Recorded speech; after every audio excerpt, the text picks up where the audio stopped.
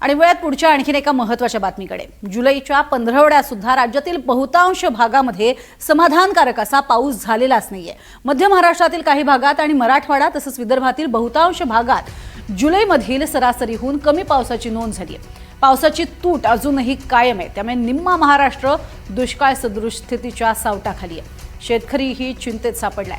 यंदा राज्यामध्ये मोसमी पाऊस उशिराने दाखल झालाय, त्यामुळे राज्यात जूनचा जो 15वडा आहे तो कोरडा गेला आणि त्यानंतर महिन्याच्या अखेरीस काही भागात दमदार पाऊस झाला। जुलैच्या सुरुवातीच्या दिवसात मोसमी पाऊस सक्रिय झाला। कोकण प्रदेश आणि मध्य महाराष्ट्रातील घाटमाथ्यावर अतिवृष्टी सदृश पावसाची नोंद झाली। काही भागात जुलैच्या सरासरीहून अधिक पावसाची नोंद झाली। आता पुढील 3 दिवस विदर्भातील बहुतांश भागात वादळी पावसाचा येलो अलर्ट देण्यात आलाय, तर मध्य महाराष्ट्र आणि मराठवाड्यातल्या काही भागांमध्ये हलक्या सरींचा अंदाजही वर्तवण्यात आलाय।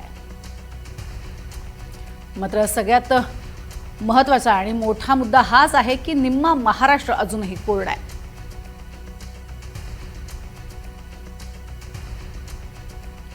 आणि या संदर्भात अधिक माहिती घेणार आहोत आमचे प्रतिनिधी मोहसिन शेख यांच्याकडनं। मोहसिन, खरं तर तुम्ही मराठवाड्यातले आणि मराठवाड्यातली जर परिस्थिती पाहिली तर अर्थातच गंभीर आहे। टँकर अजूनपर्यंत पुरवावे लागतात आणि येत्या काळामध्ये अल निनोचं संकट असल्यामुळे काय नेमकी पावसाची स्थिती असणार आणि काय त्यावरती उपाययोजना सरकार दरबारी केल्या जातील?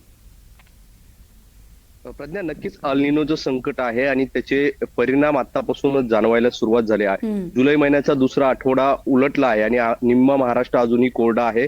अनेक ठिकाणी दुष्काळ सदृश अशी परिस्थिती आहे।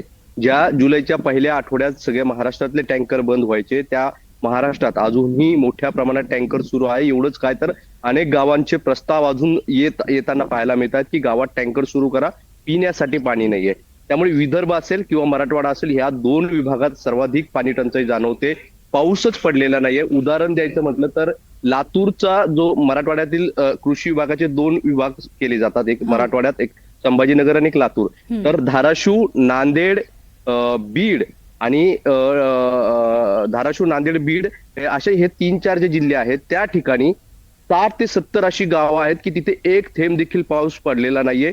साधं गवत देखील या गावामध्ये उगवलेलं नाहीये। त्यामुळे ही भयावह परिस्थिती आहे आणि खास करून लातूर हा आता या सगळ्या दुष्काळाचा केंद्रबिंदू पुन्हा एकदा बनतो की काय अशी चर्चा होऊ लागली। कारण आपण बघितलं की यापूर्वी याच लातूरला ट्रेनने म्हणजे रेल्वेने पाणी पुरवठा करावा लागला होता आणि त्या लातूर मधली आताची परिस्थिती अशी आहे की त्या अनेक तालुक्यात म्हणजे लातूर मुख्य तालुक्यात देखील अनेक गावं आहे की तिथे गवत देखील उगवले नाही। ही सगळी परिस्थिती भयावह आहे। विदर्भात देखील काही परिस्थिती वेगळी नाहीये। पश्चिम महाराष्ट्रात 2 आठवड्यापूर्वी जरा दमदार पाऊस झाला, गोदावरीला पूर आलं होतं। मात्र हा पाऊस जो झालेला आहे त्या मोजक्याच ठिकाणी झालेला आहे। जसं अल निनोचं अभ्यास करताना अभ्यासकांनी सांगितलं होतं की पाऊस कमी पडणार आणि जिथे पडणार तिथेच खूप मोठ्या प्रमाणात पाऊस पडणार, सर्वाधूर असा पाऊस हा नसणार आहे। त्यामुळे ही परिस्थिती जाणवते। आता जुलै महिना म्हणजे 3 महिन्यापैकी 1.5 महिना पावसाचा उलटलेला आहे। उरलेला 1.5 महिना हातात आहे। आता किती पाऊस होतो हे पाहणं महत्वाचं आहे। पण ज्या पद्धतीने अभ्यासक सांगतायत की यंदा पाऊस कमी असणार आहे, त्यामुळे कुठेतरी पुन्हा एकदा महाराष्ट्रावर दुष्काळाचं सावट आपल्याला पाहायला मिळतंय।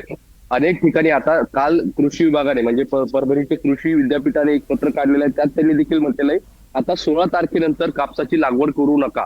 म्हणजे आता ज्या खास करून मराठवाड्यात कापसाची लागवड मोठ्या प्रमाणात होते, 44% लागवड अजून झालेली नाहीये। त्यामुळे आता त्या शेतकऱ्यांना लागवड करता येणार नाही, कारण आता पीक येण्याची शक्यता कमी आहे।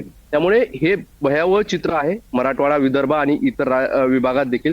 त्यामुळे आता सगळ्यांचं लक्ष पावसाकडे लागलंय आणि सोबतच सरकार काय उपाययोजना करतं हे देखील पाहणं तेवढंच महत्वाचं असतं। अगदी, आणि त्याचबरोबरीनं सर्वसामान्य नागरिक म्हणून आपल्याला सुद्धा पाणी जपून वापरावं लागणार आहे, हे सुद्धा तितकंच नक्की। तुर्तास धन्यवाद या संपूर्ण माहितीसाठी।